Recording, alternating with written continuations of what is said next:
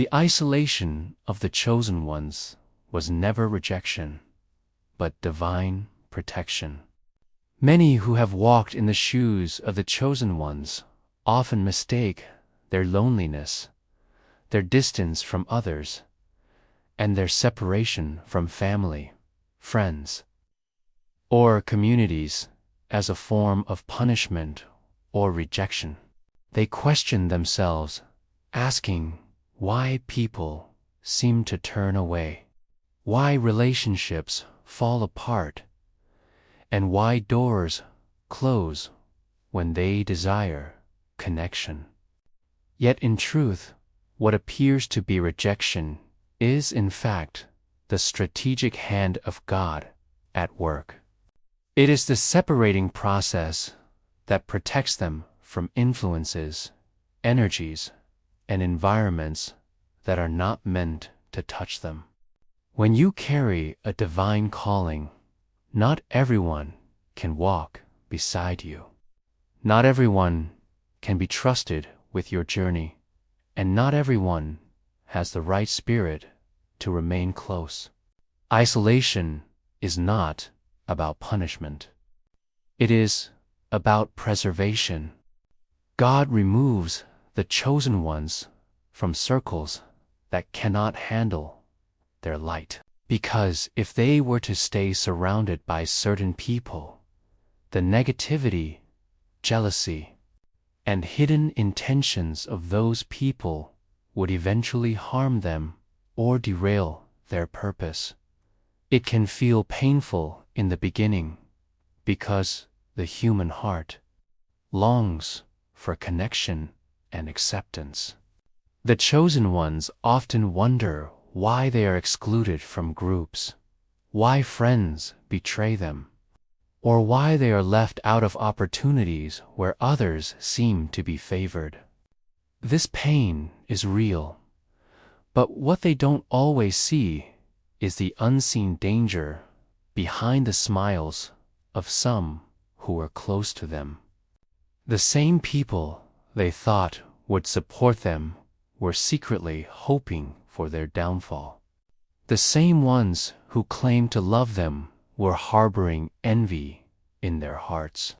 Had they stayed among such people, the chosen ones would have faced endless sabotage, manipulation, and distractions that could have stolen their time, energy, and focus.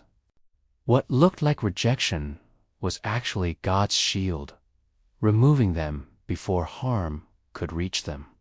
It is a spiritual act of protection disguised as loss. The isolation also serves a deeper purpose. It teaches the chosen ones to rely fully on God and not on the approval or validation of people. In solitude, they discover their true identity and inner strength. They realize that their worth is not determined by who accepts them or rejects them, but by the fact that they are chosen and set apart for a higher calling.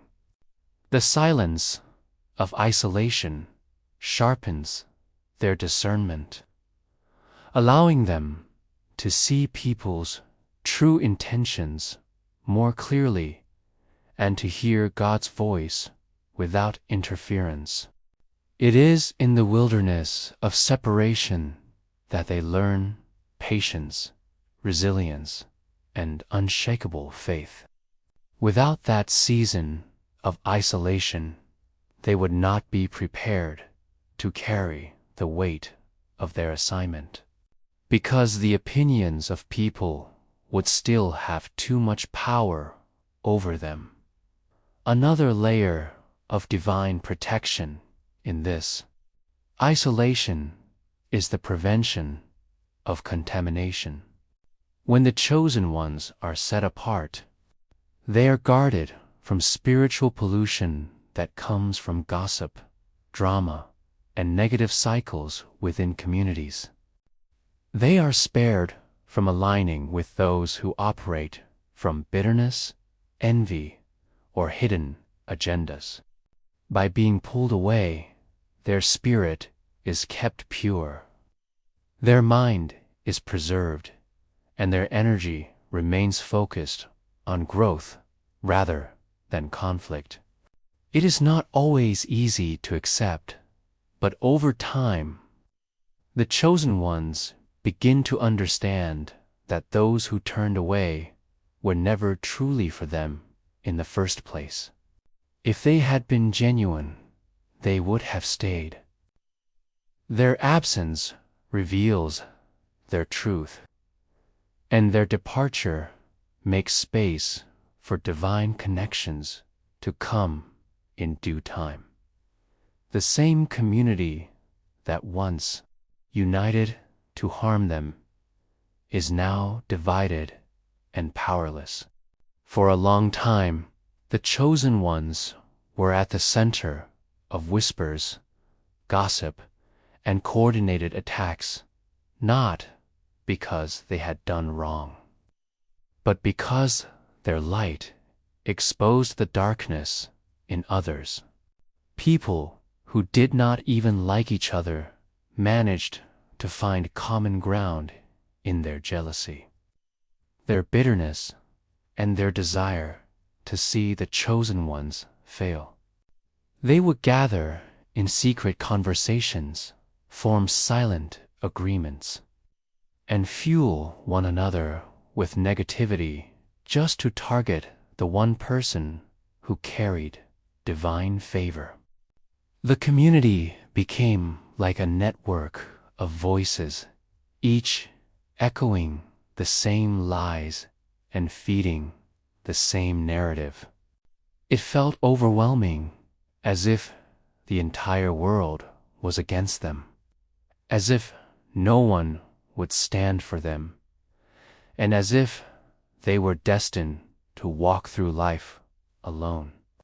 Yet, what seemed like an unstoppable force of opposition was only temporary. Because no alliance built on envy and falsehood can ever stand for long. Over time, the strength of that community begins to crumble. People who once stood together in unity against the chosen ones start to turn on one another. The very individuals who joined hands in gossip begin to gossip about each other. Those who once shared secrets about the chosen ones begin to expose each other's secrets. The fragile unity that was built upon hatred begins to collapse because it was never rooted in truth, love, or sincerity. The same mouths that cheered each other on in their attacks start to speak against one another, and suddenly the once powerful network is no longer united.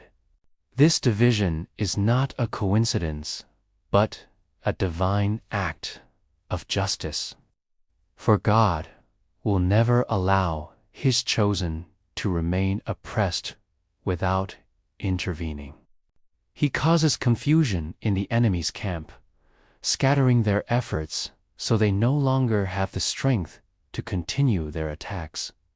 The chosen ones witness the shift without having to lift a hand. Where once it seemed like everyone was against them, they begin to see cracks forming in the crowd. People who used to be loud in their criticism grow silent. Those who boldly mocked them retreat into the background. Others who participated in the mistreatment start to feel convicted, realizing the weight of their actions and fearing the consequences of standing against someone divinely appointed. The energy that was once directed at destroying the chosen ones is now redirected inward, causing chaos and distrust among the very people who thought they were in control. The community that once laughed together at their pain now argues, divides, and scatters, leaving the chosen ones untouched by the storm. The power dynamics shift completely. No longer do the chosen ones stand as easy targets for the crowd. Instead, the crowd is left powerless, unable to find common agreement or strength in their schemes. Their words lose weight, their actions lose impact, and their unity dissolves like sand slipping through fingers. What once felt like overwhelming oppression transforms into silence, and the chosen ones are able to walk freely without the constant pressure of collective opposition. This change exposes a deeper truth. Their power never came from the community's acceptance, and their worth was never dependent on numbers. The downfall of the crowd proves that divine protection is greater than human schemes, and that no matter how many people rise up in opposition, they will never be able to overpower someone chosen by God. God is exposing hidden enemies and removing every hand that tried to oppress the chosen ones for so long. The opposition against them was not always loud or visible. Many enemies hid themselves behind smiles, pretending to support while secretly plotting their downfall.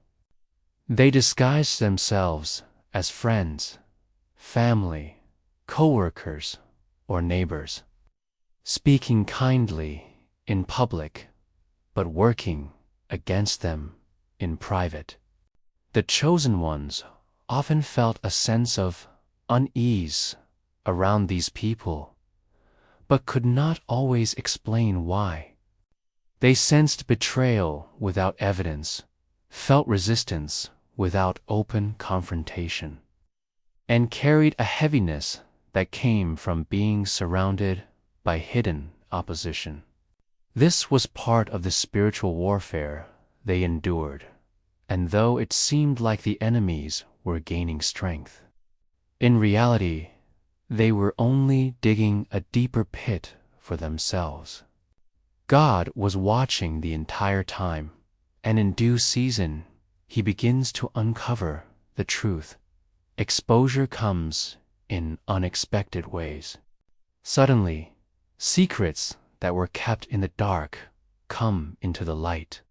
Words that were whispered in private are revealed. Actions that were meant to remain hidden are brought into full view. The masks fall off, and the chosen ones finally see clearly who has been working against them all along. This exposure is not to embarrass the chosen ones, but to free them.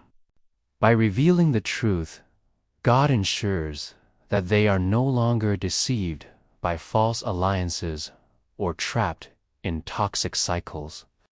What once seemed confusing now becomes clear, and the chosen ones realize that their intuition was right from the beginning. The unveiling of hidden enemies is one of the greatest acts of mercy, because it spares them from continued betrayal and positions them to walk forward with eyes wide open. But exposure is only the beginning. God not only reveals the hands that tried to harm the chosen ones, He also removes their power. Those who plotted are suddenly stripped of influence. Opportunities that were once used against the chosen ones are closed off to their enemies. Connections that gave strength to their opposition begin to dissolve. Their schemes lose momentum. Their authority diminishes, and their plans fail before they can take root. What once seemed like unshakable control is taken away, leaving the enemies powerless to continue their attacks. This removal is divine justice at work, showing that no hand raised against God's chosen can prosper in the long run for the chosen ones. This shift is both a relief and a confirmation. They no longer have to carry the burden of wondering who is for them and who is against them.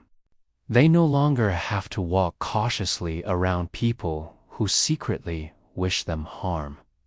They are freed from the weight of false relationships and toxic environments.